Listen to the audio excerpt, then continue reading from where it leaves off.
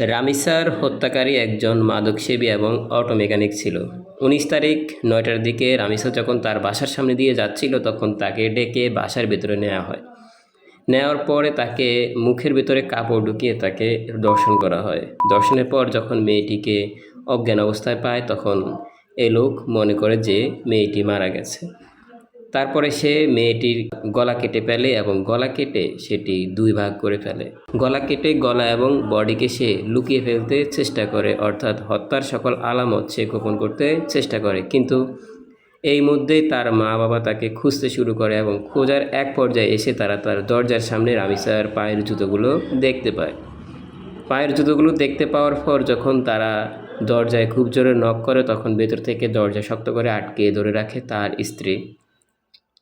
স্ত্রী দরজা যখন আটকে ধরে রাখে তখন সে জানালার গ্রিল ভেঙে বাইরে চলে যায়। এরপরেও সে জনগণের হাতে, পুলিশের হাতে সোপর্দ হয়।